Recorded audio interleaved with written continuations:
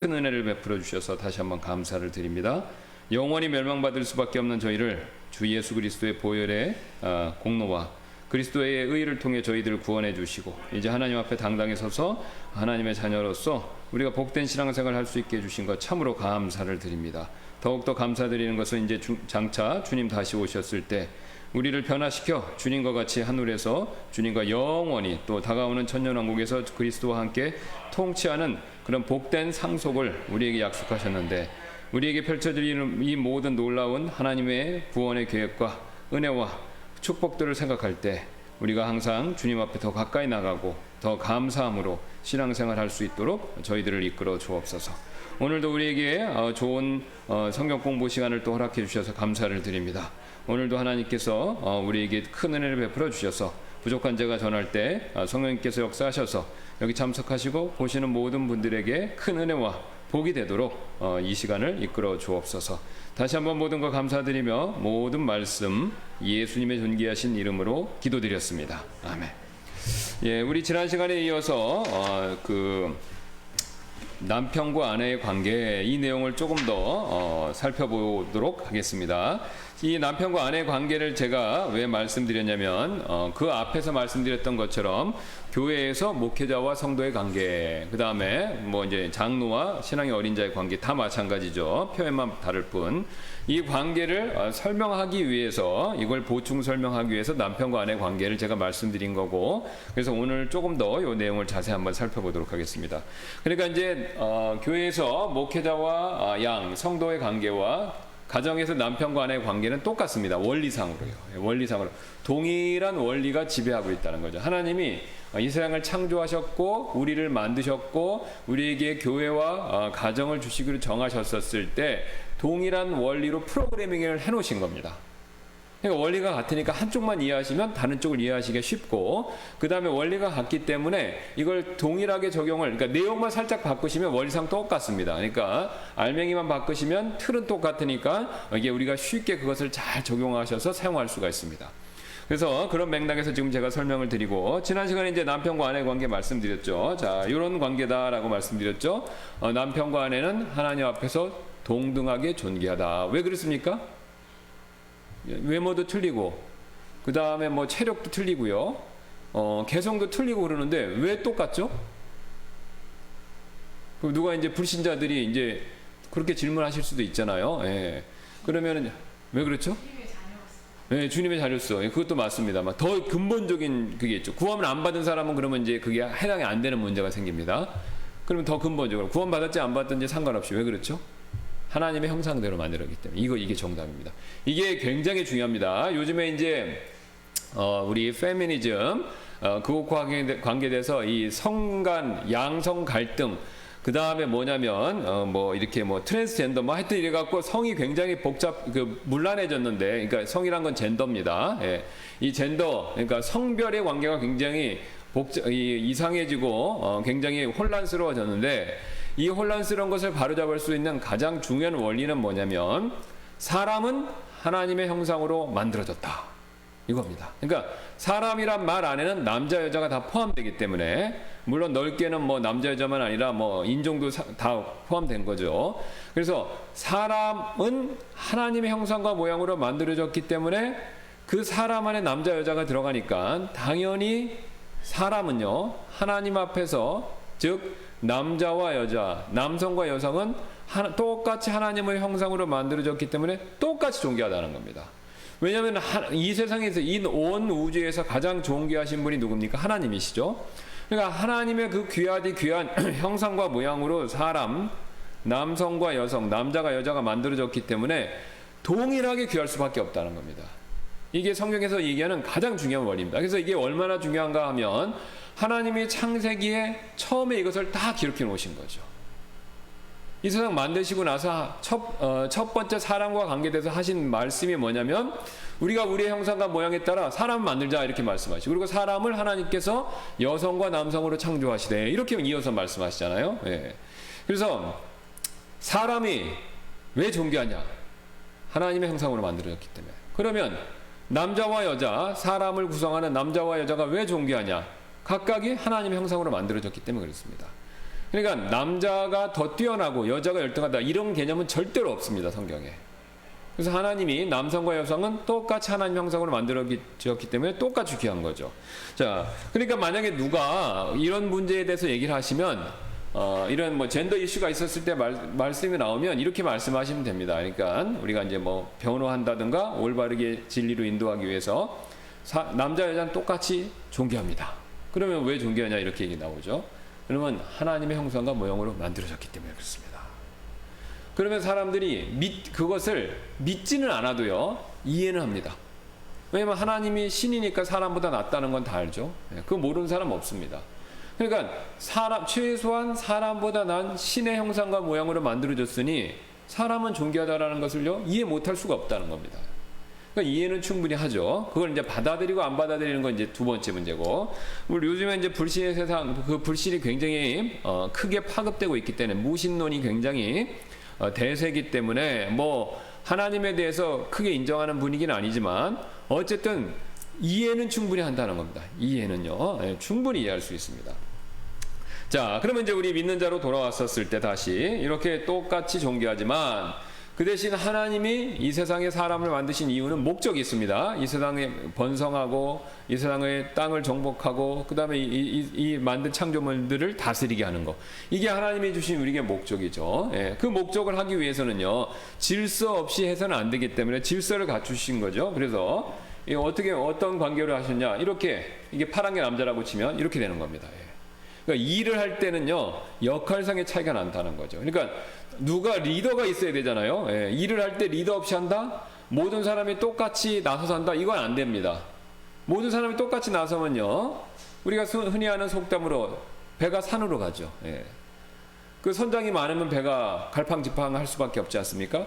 자, 그거는 뭐 상식이잖아요. 그래서 상식적으로 생각할 때 리더가 있고 리더에 따르는 사람들이 있을 수밖에 없는 거죠. 그러니까 남자 여자의 관계도 마찬가지입니다. 남자 여자가 결혼해서 가정을 이루면요, 그 남편과 아내의 관계는요, 역할상에 이런 차이가 생긴다는 거죠. 자, 지금은 이제 우리가 산업사회가 됐기 때문에 또 정보사회가 됐기 때문에 우리가 하는 일, 우리가 생활을 위해서 일을 해야 되는데 이 일이 굉장히 막 중노동 이런 것을 안 하는 게 더 많이 있죠. 뭐 하기도 하지만 덜 하는 경우도 많이 있습니다. 그런데 옛날같이 농업사회, 농업 중심의 사회에서는요, 이게 너무 당연한 겁니다. 이렇게 되는 게. 여자가 나가서요, 거친 들에서 농사한다는 거 이거 쉬운 일이 아닙니다. 게다가 우리 같이 이제 논농사를 이렇게 지면 좀 나아요. 밀농사 같은 것, 또 새로운 땅을 개척한다? 여러분 그거 생각해 보세요. 여자가 가서 하실 수 있겠어요, 여성분들이? 굉장히 어렵죠. 이게 그래도 논농사는 괜찮습니다. 논농사는 논에다가 물을 대고 거기다가 이렇게 구부려서 힘들긴 하지만 모를 심고 그 다음에 이제 물을 대는 일을 하면 괜찮지만, 밭농사를 하면요, 이제 예를 들어서 밀 같은 밭농사를 지면요, 땅을 가는 일을 해야 됩니다. 매년 그 파종기 때, 그러니까 씨를 뿌리기 전에 땅을 갈아야 돼요. 그러면 딱딱한 땅을요, 그 가는 일이 굉장히 힘듭니다. 이게 사람이 혼자는 못하고 짐승을 이용해서 해야 되는데 그것도 보통 힘든 게 아니에요. 말이나 소를 이용해서 한다 하더라도 그게 보통 힘든 게 아니죠. 남자들도 힘든 일을 여자가 한다? 아이고 어렵습니다. 그것만 있습니까? 그거 외에 뭐 집을 짓는다든가, 옛날 다 집을 자기가 지었잖아요. 또 예를 들어서 뭐 그 외에 뭐 도시를 건축한다든가 뭐 그런 일들, 힘을 써야 되는 상황이 굉장히 많은데 그런 데서 여자가 한다? 그거 굉장히 어려운 일입니다. 자, 그래서 지금은 이제 그런 육체적인 노동이 많이 감소됐기 때문에 우리가 이제 뭐 여자가 뭐 나서서 해도 될 수 있다라고 생각하지만, 우리가 과거를 놓고 봤었을 때는요, 그게 당연한 걸로 여길 수밖에 없었습니다. 자, 그래서 가정에서는 남편이 리더십을 취하고 여자가 따르는 거예요. 이게 가정을 효과적으로 이끌고 가정이 효과적으로 유지되는 굉장히 중요한 원리가 된다는 겁니다. 자, 근데 이제 제가 이제 말씀드렸듯이 요즘에는 이제 이게 자꾸 이렇게 되는 거죠, 이렇게. 그러니까 지난번도 말씀드렸듯이, 자, 남녀가 똑같이 하나님 형상으로 존귀하다라는 걸 안 믿으면요, 남존여비 사상이 됩니다. 여자는 이등심인 이렇게 생각하죠. 그러니까 기독교가 아닌 다른 종교나 사상이나 정치체제에서는요, 이렇게밖에 생각할 수밖에 없습니다. 왜? 하나님의 형상을 안 믿는데 이게 되겠습니까? 이렇게 된 게. 그러니까 하나님의 형상을 믿어야만, 하나님이 계시고 하나님이 똑같이 남자 여자를 동귀하게 만드셨다라는 걸 믿어야만 이게 역할상의 차이다라고 이렇게 받아들이지, 이걸 안 믿으면요, 이건 역할상의 차이는 이퀄 계급상의 차이 이퀄 존재적인 차이, 이렇게 생각할 수밖에 없다는 거죠. 그러니까 여자는 열등한 존재다, 이등심이다, 이렇게 생각을 하게는 경향이 다분해진다는 겁니다. 자, 그래서 그걸 막으려면 남자 여자가 존귀하다라는 걸 인식해야 되는데 이게 안 되니까 이렇게 되는 거죠. 반대로 또 이제 이걸 너무 강조하다 보면 똑같으니까 요새 이제 페미니즘 같은 게, 그죠? 페미니즘은 이걸 믿진 않지만 이제 그 페미니즘이 교회에 들어와서 어떤 현상이 벌어지냐면, 똑같으니까 남자 여자 역할 차이를 이렇게 해야 된다, 이런 입장들이 계속 대두되고 있죠. 역시 이것도 문제가 됩니다. 자, 제가 이건 굉장히 이제 진실하게 진솔되게 이제 드리는 말씀인데, 제가 이제 왜 페미니즘을 하는지 이해는 됩니다. 우리나라는 전통적으로 이혼 사회였어요. 이게 개념이 없으니까요. 남존여비잖아요. 예. 과거 70년 동안 우리가 이런 생각에서 많이 벗어났지만 여전히 그 생각들을 갖고 있습니다. 그래서 우리가 여성분들이 굉장히 보지 않는 차별과 멸시를 받는 게 사실이에요. 과거엔 굉장히 심했고, 저희 어머니 세대 때는 굉장히 심했고, 지금은 많이 좋아지고 있지만 여전히 있어요. 왜냐하면 유교 문화가 여전히 우리의 주류 문화이기 때문에. 이 동아시아는 이걸 못 벗어나지 않습니까? 자, 이런 영향을 갖고 있어요, 분명히. 자, 그렇게 있어서 이 페미니즘 같은 게 인기를 끌고, 그 다음에 그것을 주장하는 것에 어느 정도 제가 인정하는 게 있지만요. 자, 한 가지 굉장히 중요한 문제가 있습니다. 이 페미니스트들이 얘기하는 것에 대해서 제가 그 이유, 그 마음은 제가 이해가 가지만, 동정이 가지만, 그 방법은 틀렸다는 겁니다. 이 방법은 이런 방법을 쓰면 안 돼요, 절대로. 그러면 이게 뭐냐면 남녀 성의 갈등이 생깁니다. 그럼 남녀 성 갈등이 생기면요, 제일 피해를 보는 사람 뭐냐면, 남자도 피해 보지만 여자가 더 많이 피해를 봅니다. 왜냐면 남자하고 싸우면요, 여자가 이기기가 어려워요, 사실은요. 정신적으로나 육체적으로. 네. 그러니까 성 갈등을 부추기면요, 결국은 최고의 피해를 누가 보냐? 여성분 자신이 보는 거예요. 예. 그러니까 그건 지혜로운 방법이 아닙니다. 결코 지혜로운 방법이 아니에요. 이게 제가 지원해서 하는 얘기가 아니라, 여러 번 말씀드렸지만 스칸디나비아 국가들, 뭐 스웨덴, 뭐 노르웨이, 핀란드 이런 나라들은 사회주의 영향을 많이 받아서 이 페미니즘을 굉장히 많이 사회에서 실현했다고 합니다. 그래서 뭐 굉장히 이렇게 직책이나 뭐 이런 데서 그 남자 여자 역할을 굉장히 그 차이를 안 두고 여자들을 굉장히 많이 시키면서 했더니 어떤 현상이 생겼냐? 성 갈등이 굉장히 많이 생겼다는 겁니다. 성 갈등이 생기니까 남자와 여자가 싸우는 거예요. 보이지 않게 서로 암묵적인 그 긴장감이 있다는 겁니다. 그러니까 그게 이제 사회에서 묻지마 폭력이라든가, 예. 그 다음에 여자가 여자로서 보호받지 못하는 그런 형상들이 굉장히 많이 생긴다는 겁니다. 그러니까 그게 좋은 방법이 아니라는 거죠. 그게 결국 사탄에게 나온 방법이죠. 우리가 지난번 살펴봤듯이 여자가 남자에게 권위를 행사해서 먹게 만들었기 때문에 문제가 됐듯이 그런 현상이 지금 똑같이 일어나고 있는 겁니다. 자, 그래서 우리가 이렇게 된 사회에서, 우리나라 같이 유교에 받은 이렇게 된 사회에서 해결 방법은 이런 방법이 아니라 뭐냐면요, 아까 말씀드렸듯이 남녀가 하나님 앞에 하나님의 형상으로 만들어진 똑같이 존귀한 존재다, 이걸 강조하는 겁니다. 이걸 강조해야지 역할의 차이를 무시하고 자꾸 같은 역할을 하게 하면서 이런 방법으로 접근하면요, 문제가 생깁니다. 예, 문제가 생긴다는, 성 갈등이 심해집니다. 그러니까 요새 20대들이 그런 걸 굉장히 많이 느끼잖아요. 예. 여혐, 여자, 혐오, 이런 신조어까지 생기고, 예. 그 다음에 묻지마 살인도 막 아무 인과관계도 없는 사람한테, 예, 도시 한복판에서 막 폭력을 행사하고 그런 문제. 자, 그럼 이제 정신이 좀 문제가 있는 사람들인데, 어쨌든 그런 게 이제 더 늘어난다는 겁니다. 이제 사회적으로 더. 이게 좋은 방법이 아니죠. 자, 그러면 우리가 어떻게 해야 되는가라고 했었을 때 지혜롭게 해야 됩니다. 지혜롭게. 그러면 이제 구체적인 방법을 볼 텐데, 오늘 나눠드린 내용을 한번 보시기 바랍니다. 그러면 이제 우리가 세상은 그렇다 하더라도 최소한 그리스도인들은 어떻게 해야 되는가? 이제 가정과 교회에서는요, 하나님의 원리대로 하시는 게 가장 좋습니다. 왜냐하면 말씀에 순종하니까 옳고 그름의 문제도 있고요. 그것을 떠나서 하나님의 말씀에 순종하면 기본적으로 하나님께서 칭찬과 복을 주십니다. 예. 그러니까 우리가 하나님 말씀에 따를 때 영적으로 또 이 세상에 하나님 주시는 복들이 있어요. 예. 그러니까 그거를 사실 가정이 주시는 복이 있습니다. 그러니까 이 원리들을 잘 지켜서 따르면요, 가정이 더 행복해집니다. 제가 말하는 행복이나 복은 번영신학에서 얘기하는 떼부자 된다 이런 게 절대로 아닙니다. 예, 노력하지 않고 뭐 하나님한테 막 떼써갖고 뭐 복권 받게 해주세요, 뭐 노력하지도 않는데도 뭐 잘 되게 해주세요, 이런 내용을 얘기하는 게 아닙니다. 성경에서 말하는 성경적인 복이 있는데 바로 그게 뭐냐면 원리에 맞춰서 하면요, 그 가정이 행복한 가정 됩니다. 단란한 가정이 되는 거죠. 그리고 남들이 부러워하고, 예, 또 닮고 싶고 이런 가정이 되는 겁니다. 그리고 그런 가정이 그 지역사회에 많아지면요, 그 지역사회가 영향을 받기 시작하는 거예요. 그래서 그 가정들, 믿지 않는 자들조차도 오, 저게 좋다 이렇게 생각하고 따른다는 겁니다. 그리고 이제 그러다 보면 교회에 참석하고, 그래서 지역사회가 교회에 많이들 참석하는 이런 게 벌어지는 거죠. 이게 이제 우리나라에서도 뭐 과거엔 좀 그런 게 있었고, 지금도 이제 시골에서는 뭐 그런 경우가 있습니다.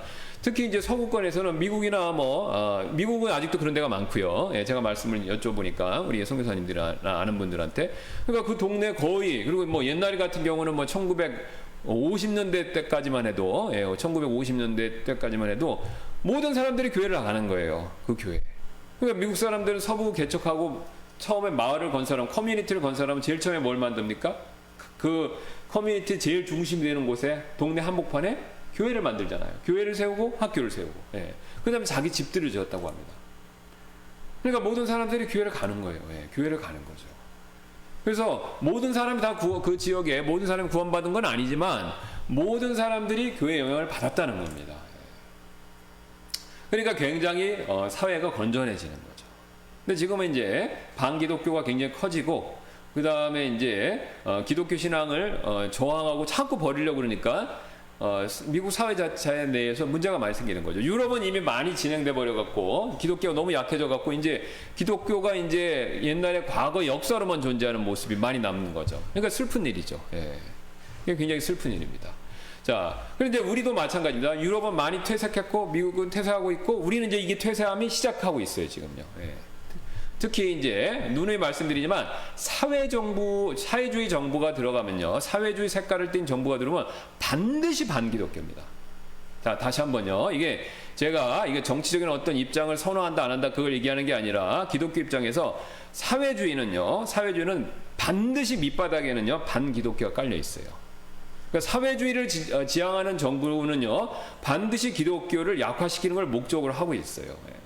그렇기 때문에 사회주의 정부가 들어서면요 기독교를 굉장히 쇠하게 만듭니다. 제가 이제 캐나다에 있어 보니까 캐나다는요 미국에서 봤을 때하고 완전 틀립니다. 이제 캐나다는 미국하고 거의 비슷하다라고 생각하는데, 캐나다는 영국의 영향을 받고 있습니다. 사회적으로 그러니까 사회 정치 체제 같은 게 모든 게 영연방 국가이기 때문에. 근데 영국은 이제 사회주의 국가입니다. 예. 그래서 이 사회주의 모델을 그대로 갖고 와서 캐나다는요 사회주의 국가예요. 그러니까 캐나다가 사회주의 국가니까 어떤 일이 벌어진 줄 아세요? 캐나다가 지금부터 우리나라가 처음 개항했을 때 한 100년 전쯤에, 예, 그때는요 이 캐나다에서 선교사님들이 우리한테 왔어요. 그 선교사를 파송했어요 우리한테. 근데 지금은 그런 모습이 하나도 없습니다. 예, 하나도 없어요.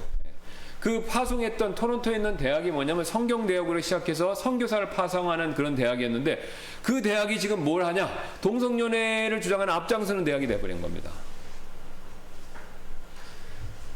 그러다 보니까 이 캐나다에 있는 기독교인들은 쇠가 굉장히 약해졌어요. 예. 그 정부가 어떤 입장을 내거나 뭐 어떤 조정을 하거나 그러면요 거기에 저항을 잘 못합니다. 물론 싸우라는 뜻이 아니라 그걸 갖다가 자기들이 기독교인으로서 얘기할 건 얘기하고 기독교 신앙에 관계된 어떤 그 영향력 같은 걸 행사해야 되는데 그걸 굉장히 못합니다. 굉장히 못해요. 그러니까 예를 들어서 밖에 나가 전도지 나눠주는 것도 허락받고 나가야 돼요. 정부한테 신고하고. 그 다음에 내가 그 사람한테 만약에 전도지를 이렇게 우리 길에서 나가서 이렇게 주잖아요. 사람들한테 줬는데 그 사람이 만약 기분 나빠서 그러면 고소할 수 있습니다. 그러면 경찰서 끌려가는 거예요 일단. 네. 그래서 저는 처음에 가니까 가만히 있어요. 예, 전도지나 이렇게 가판대 같은 걸 가만히 있습니다. 그래서 왜 그런가 그랬더니 알아서 가져가라는 거예요. 그러니까 적극적인 포교 활동을 못 하게 돼 있어요. 포교 활동을. 그러니까 국가가 너무 통제를 많이 하는 겁니다. 그러니까 이제 그런 현상이 벌어집니다. 그러니까 사회주의가 정부가 들어서면요, 기독교를 반대하기 때문에 맨 밑바닥에는 반대하고 있어요. 예. 그러니까 사회주의가 사회주의 국가, 사회주의식 이상 국가를 만들려면 기독교가 걸림돌이 된다라고 그 사람들 철석같이 믿어요. 예. 그래서 겉으로는 선전선동으로 안 그런 것처럼 얘기하는데 밑으로는 그게 딱 깔려 있습니다. 그래서 계속해서 물밑에서 작업을 하는 거예요. 예. 계속해서. 그러다 보니까 이제 그게 그 중에 하나가 뭐냐면 젠더 이슈입니다. 예, 젠더 이슈. 그래서 계속 이걸 얘기하는 거잖아요. 남자 여자 똑같이 공부해서. 그러면 이렇게 하면 갈등이 생깁니다. 그래 갈등이 생기었으면은 이 가정에 문제가 생기는 거죠. 가정에 문제가 생겨요. 그럼 가정에 문제가 생기면 어떻게 하는 줄 아세요? 미국도 이제 그런 얘기를 있다는 얘기 제가 들어봤는데 국가가 가정에 굉장히 많이 간섭합니다. 그러니까 제가 이제 거기서 이게 직접 들은 말씀인데 이제 저희 교회에도 제가 이제 그 사역했던 교회도 그런 가정이 있었습니다. 이게 부부싸움을 하잖아요. 우리도 이제 그런 게 이제 점점 시작된 건데 부부싸움 하다가 신고를 하면요 경찰이 옵니다. 그 다음에 그걸 담당하는 공무원 부서들이 있어요. 그래서 조사를 하고 나서 남편이 좀 심하다 그렇게 하면 별거를 시킵니다. 그래갖고 국가가 관리하기 시작하면 절대로 부부 당사자가 마음대로 못해요. 그러니까 우리는 화해하고 좋게 할 게 안 통합니다. 이게 법 단계로 넘어가기 때문에 무슨 사회 그러니까 예를 들어서 저희 이제 두 가정이나 그런 경우가 있었는데 화가 나갖고 남편이 뭘 던졌대요. 그래서 여자가 아내분이 깜짝 놀라갖고 경찰에 신고를 했습니다. 그래갖고 붙들려 갔어요 남편이. 그 다음에 사회 그 교육이 있어요. 그런 걸 이수하고 안 하겠다 각서 쓰고 그 다음에 다시 이제 부부가 다시 같이 지낼 수 있게 이렇게 허락을 받았다고 합니다. 그러니까 만약 그런 일이 또 있다 그러면 완전 별거예요. 그러니까 국가가 별거를 시킵니다. 한 가정은 굉장히 심했는데 우리는 뭐 다시 합치게 해주세요 그랬는데 안 된다. 그래갖고 가정을 이렇게 쪼갭니다. 갈라서요. 네, 갈라서게 만듭니다. 갈라서게 만들어요. 명분은 좋죠. 인권, 남자 여자 인권 지키고 아이들을 보호하기, 폭력이 위해서. 물론 이제 정신이 나간 사람들이 있어. 요즘에도 우리도 정신 나갔고 애들을 막 학대한다거나 심하거나 죽이고 뭐 배우자한테 폭력을 심하게 한다든가 뭐 살인까지 하고 시신 훼손하고 그런 것도 있죠. 그런 거는 물론 그 국가가 개입해서 처리를 해야 되는데 이게 이제 너무 과도하게 개입하기 시작하는 겁니다. 자, 그러다 보면은 굉장히 여러 가지 문제가 생기기 시작하는 거죠. 그러니까 정상적인 가정을 이루는 게 굉장히 힘들어집니다. 이게 이제 사회주의 국가가 항상 추구하는 방법입니다. 그러니까 뭐 대표적으로 뭐 멀리서 가서 보실 거 없습니다. 북한 생각하시면 돼요. 북한은 어렸을 때부터 어떻게 합니까? 아이들 다 타가소 다 보내잖아요. 거기 다 보내고 서로 감시하게 하고 통제하는 사회. 이거를 원합니다. 이거를. 예. 그래서 잘 알아요. 사회주의. 왜냐하면은 이건 좀 여담인데 공산주의자들이 원래 그 프롤레타리아 계급혁명을 해서 자본주의, 사회주의, 공산주의 이렇게 돼야 되잖아요. 그러니까 이 사람들은 신앙이기 때문에 무조건 이상적인 공산주의 사회가 도래한다고 믿습니다. 이건 역사의 법칙이라고 믿어요, 그 사람들이. 사실은 그게 아닌데 정확하게 얘기하면 이제 천년왕국을 카피한 겁니다. 막스가 유대인이기 때문에 이 천년왕국 개념을 알고 있어요, 마르크스가. 그래서 그걸 카피한 겁니다. 이 사람 머리가 천재라 유물론, 해겔의 변증상 이런 거하고 유대인들의 천년왕국 사상을 이렇게 적당히 잘 섞어갖고 과학적인 것처럼 데이터를 제시해서 그렇게 만들어낸 겁니다, 이게. 그래서 천년왕국 사상을 카피한 거예요. 그래서 이 천년왕국 사상이 그걸 갖다가 공산주의 사회가 도래한다 이렇게 되는 겁니다. 그 근거도 있어요. 이사야서에서 우리가 나오잖아요. 그 서로 화평하게 지내고 평화롭게 지내고 이런 걸 아이디어를 얻어갖고 그렇게 만든 거예요. 예. 근데 이게 된다고 철석같이 믿습니다. 근데 안 됐어요. 예, 자본주의 소련이 망하고 이게 되질 않았습니다. 그리고 왜 안 됐나라고 연구를 해봤더니 뭐냐면 이 서구 사회가 갖고 있는 기본적인 맨 밑에 깔려 있는 가정과 문화가 안 바뀌었다라는 결론을 얻은 겁니다. 그러니까 이게 서구 사회의 가정과 문화의 맨 밑바닥에 있는 건 뭐냐면요. 기독교입니다. 그러니까 원래 공산주의자들은 뭐냐면 상부구조, 하부구조를 나눠요. 그러니까 경제 체제가 바뀌면 그걸 하부구조라고 불러요. 사람 먹고 사는 걸 제일 중요하게 생각하니까 경제 체제가 제일 중요하고 그 위에 있는 게 사회와 문화 이런 거다 이렇게 생각하는 겁니다. 그래서 하부 구조를 바꾸면 상부 구조가 바뀐다고 생각해요. 그러니까 왜 맨날 이 프롤레타리아 독재론하고 이 경제 시스템을 자꾸 바꾸려고 하냐면 이게 바뀌면 사회가 바뀐다고 믿는 겁니다. 근데 이게 했는데 안 바뀐 거예요. 왜? 사회 구조가 안 바뀐 거예요. 왜 안 바뀐가 했더니 기독교, 서구 자본주의 사회는 그 뿌리가 뭐냐면 기독교에서 나온 걸 이해한 거예요. 그러니까 기독교를 없애야만 이 경제 체제가 바뀐다라는 거예요. 그걸 깨달은 겁니다. 그래서 어떻게 하냐면 기독교 문화를 파괴된다라고 그때부터 전략을 짠 겁니다. 이게 이제 우리가 보통 얘기하는 진지전이죠. 예. 그러니까 진지가 뭐냐면 진지를 짜고 그 밑에서 파고 들어가서 적을 괴멸시키는 방법인데, 그래서 이탈리아 그 공산주의자, 제가 이름이 생각이 안 나는데 그 사람이 그걸 발견하고 그걸 주창하고 그리고 진지전이라는 걸 만들어서 사회의 각층의 문화, 특히 가정 이런 거를 부셔야 된다 이거예요. 예, 그래서 기독교적 가치관을 부셔서 사회를 해체. 그러니까 이게 해체라는 얘기를 굉장히 많이 해요. 이 사람들 해체해야 된다. 예, 그러니까 그걸 갖다 우리나라를 해체해야 된다는 걸 우리는 이제 우리나라 사회주의 정부에서 뭐냐면 그걸 뭐 적폐라고 표현한 겁니다. 말을 싹 바꿔서. 그러니까 기존 구조를 해체하는 거거든요. 그거를 적폐라고 표현한 거예요. 그래서 적폐를 청산한다는 게 뭐냐면 기존의 사회 구조를 해체한다는 겁니다. 그래서 그런 걸 해체해갖고 그 다음에 사회주의 사회를 이룩한다. 이게 보통 개념이에요. 예. 그러니까 서구 사회에서는 그걸 이미 시행했기 때문에 그거를 굉장히 많이 해서 기독교의 전통적 가치관을 무너뜨리려고 굉장히 노력을 많이 하고 있습니다. 예. 그러니까 이제 그걸 이제 우리한테까지 지금 와서 들어와서 지금 이게 되는 건데, 뭐 제가 이제 이 말씀을 드리는 건 세상은 못 막습니다. 우리는 알지만요. 우리가 그리스도인이기 때문에 이렇게 돌아가는 걸 알고 이해하지만 우리가 그걸 막을 수는 없습니다. 왜요? 하나님이 그걸 허락하시나 우리가 막을 수는 없어요. 우리 이제 기도하고 그런 것이 조금 더 늦게 오고 적게 오기를 바랄 뿐이지, 하나님이 역사의 큰 수레바퀴를 움직이시기 때문에 우리가 그걸 막을 수는 없습니다. 유럽이 저렇게 된 거는 우리가 어떻게 할 수가 없는 거예요. 물론 그렇다고 손 놓고 숙명론적으로 그냥 자포자기하고 될 대로 되라 이런 뜻은 아닙니다. 우리가 최선을 다해서 노력을 하지만 하나님이 역사의 수레바퀴를 움직이시기 때문에 그게 이렇게 돌아갔을 때는 우리가 어쩔 수는 없다는 거예요. 예. 그러니까 결국은 이 세상은 이제 그런 식으로 돌아가서 마지막 때 적그리스도 출현 예배하기 때문에 그런 게 점점 도래할 수밖에 없습니다. 그게 잠깐 멈췄다가 또 진행되고 이런 것 뿐이지 이거 자체를 막을 수는 없는 거죠. 자, 그래서 어쨌든 이런 현상들이 지금 사회에서 막 일어나고 우리에게 들어오기 때문에 우리가 그거에 영향을 받아서 이런 식으로 가면요 가정이 붕괴됩니다. 쉽게.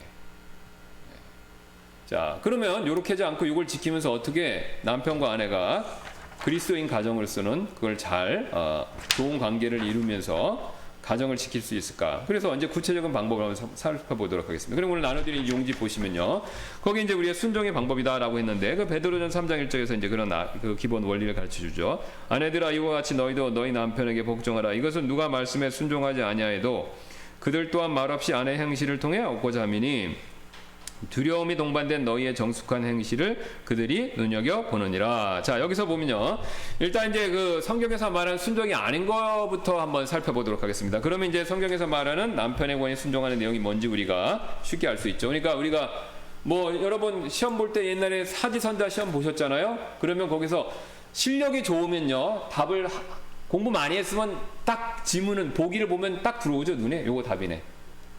근데 공부를 덜 하면 좀 속된 말로 하면 아리까리 하잖아요. 헷갈리잖아요. 예. 그러면 어떡합니까? 아닌 거를 긋는 거죠. 아닌 거를 제어하고, 그래서 아닌 거, 그러니까 아닐 가능성이 제일 높은 것부터 제거하면 제일 아닐 가능성이 적이 남잖아요. 그러면 이게 답이겠다라고 이제 우리가 딱 하듯이, 자, 이제 일단 그런 방법으로 접근해 보도록 하겠습니다. 아닌 것부터 제거하면 확실한 게 남겠죠. 자, 첫 번째.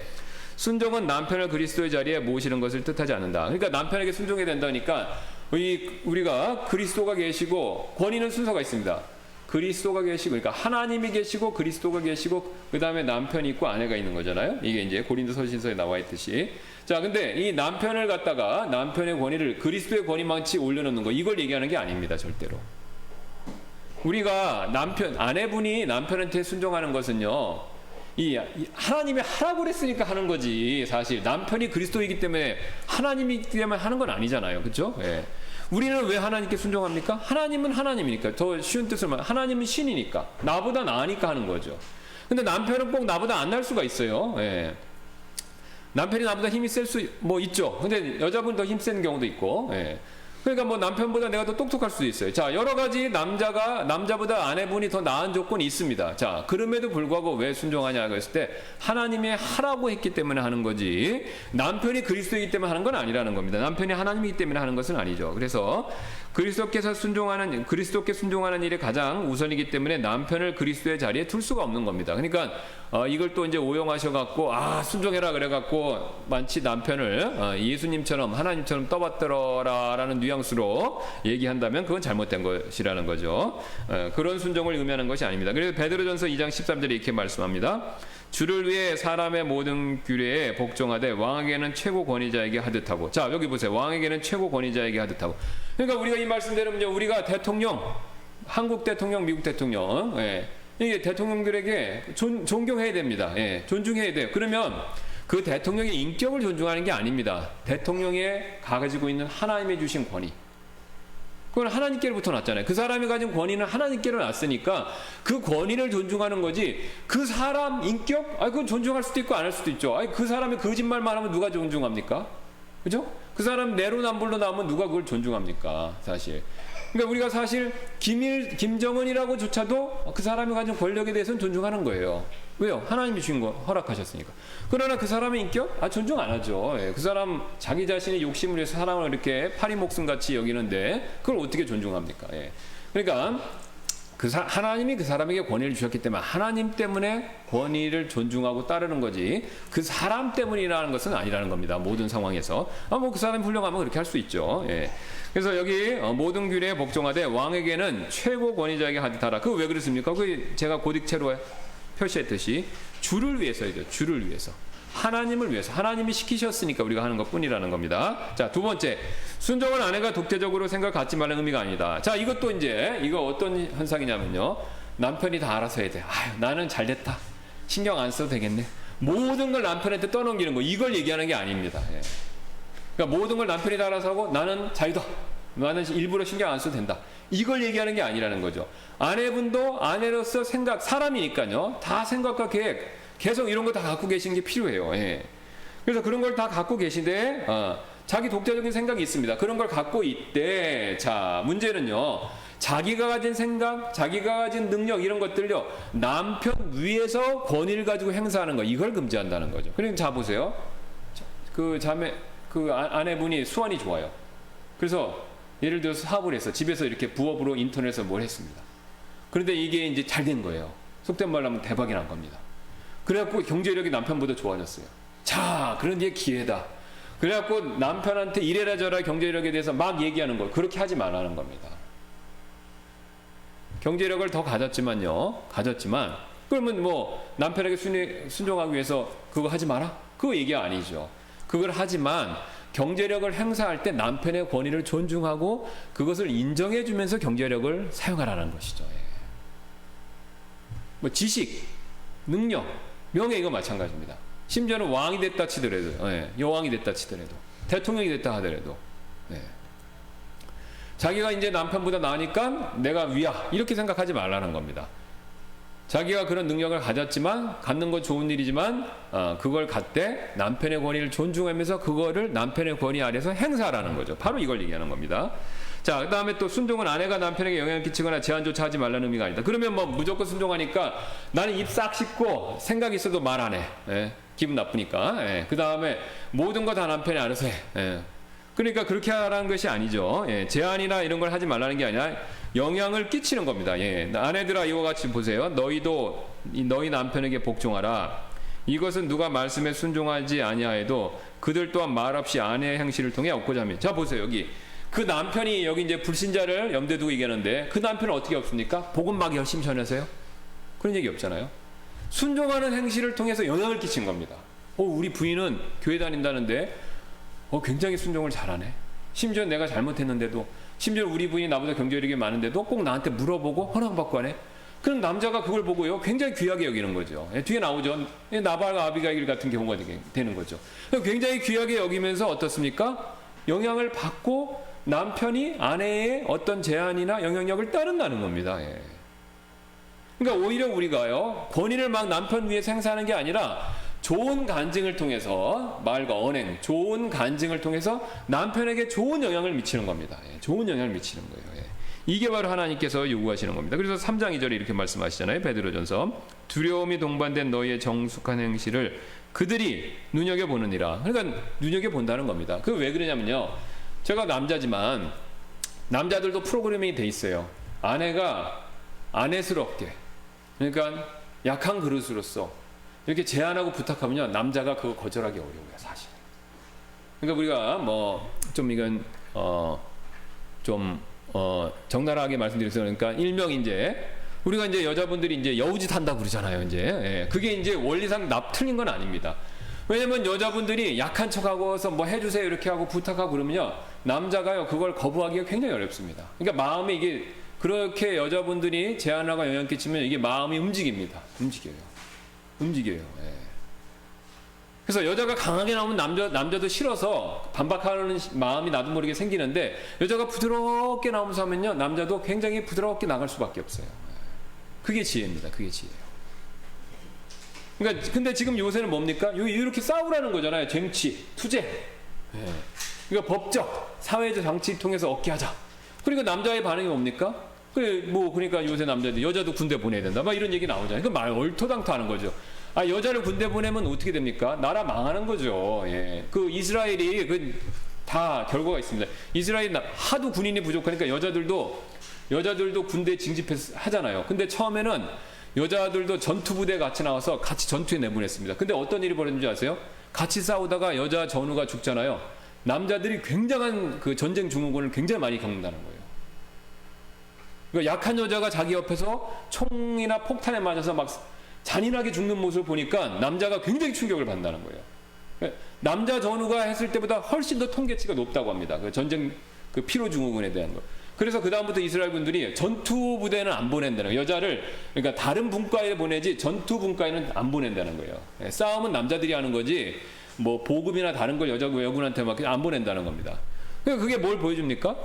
역할 차이가 있는 거예요. 근데 그런 걸 무시하고 싸움이 되니까 여자도 군대 보내야 된다. 뭐 이런 얼토당토 않는 얘기가 나온 거죠. 그러면 그 사회가 어떻게 되는 겁니까? 붕괴되는 거죠. 예. 그러니까 사회 전체가 붕괴로 가는 겁니다, 이게. 그럼 하나님의 주신 번성하라는 그 명령이 안 맞는 거죠. 그리고 이제 싸우면 뭐예요? 결혼하기 싫다 이렇게 되는 거잖아요, 지금요. 결혼을 안 하면 어떻게 됩니까? 인구가 줄고 그 사회는 몰락하는 겁니다. 예. 자, 그러니까 이제 이게 자꾸 이게 사탄의 조정을 받아서 사회가 이 망하는 길로, 컬싱의 길로 자꾸 유도하는 거예요. 컬싱에 블레싱과 컬싱이 있는데 자꾸 저주의 길로 자꾸 유도하는 겁니다, 이게. 그러니까 이렇게 따라가면 사회가 몰락하는 겁니다, 결국은.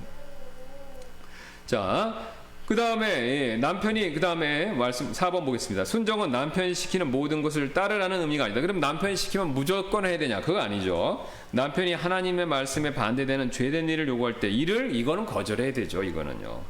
자, 여기 보세요. 베드로전서 2장 12절에 이방인들 가운데 너희 행실을 정직하게 하라. 이것은 그들이 너희더러 악을 행하는 자라고 비방하다가도 자기들이 바라볼 너희의 선한 행위들로 인해 돌아보시는 그날에 하나님께 영광을 돌리게 하려 함이라. 자, 그러면 이제 이게 악용하지 않습니까? 남편이 그럼 기독교인들 당신들은 아내가 남편 말에 무조건 들으라고 그랬다면서, 그러면 왜 나 남편인데 교회 가지 말라고 하는데 왜 안 들어?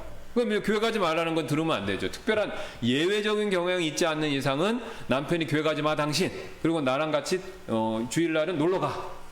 그럼 이거 따라야겠습니까? 말아야 되겠습니까? 따르면 안 되죠. 예. 물론 예외적인 경우가 있습니다. 뭐 결혼식, 친지 결혼식이 있어서 근데 친지 결혼식이 매주 있는 건 아니잖아요. 그죠? 예, 1년에 한 번 이렇게 있어. 그런 거는 따라가 줄 수 있지만, 낚시 가는데, 어디 골프 치러 가는데, 어디 놀러 가는데 매주 가자. 아니면 2주에 한 달에 2-3번씩 가. 이거는 따라가면 안 되겠죠. 예.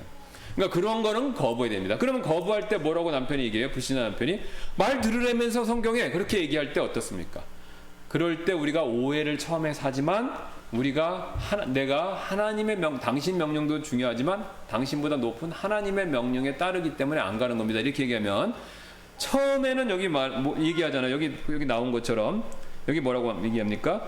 너희더러 악을 행하는 자라고 비방하다가도, 그쵸? 예. 우리한테 안 놀아준다고, 아내한테 남편 안 따른다고, 같이 여가생활 안 한다고 비방하잖아요. 악한 자라고 비방한다고 하더라도 시간이 지나면요, 오해가 풀린다는 겁니다. 시간이 지나면 오해가 풀리는 거죠. 결국은 다 압니다, 나중에. 아내가 착한 아내였다는 거를요. 예.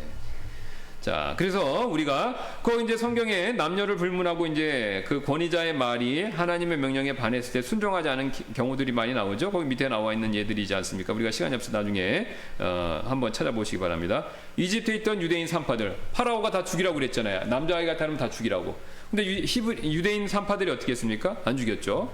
그 다음에 아수르 왕에게 나간 에스더. 에스더도 왕이 부르기 전에는 나가면 죽습니다. 근데 다행히 기도하고 나갔잖아요. 금식하고. 그러니까 왕이 황금 지팡이를 내밀어서 살려준 거죠. 원래 먼저 나가면 죽는 거예요. 그 페르시아 법에 따라서는. 근데 이제 그 법을 어기고 나간 겁니다. 근데 이제 왕이 하나님의 마음을 움직여서 아하수에르죠. 예. 아하수에르 왕의 마음을 움직이셔서 지팡이를 내밀어 살려준 거죠. 예. 자.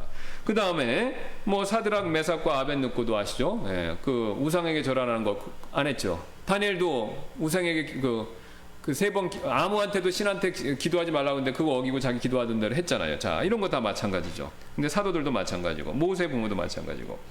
자, 그 다음에 순종은 아내가 모르거나 무지해서 하는 일이 아니다. 이게 또 마찬가지입니다.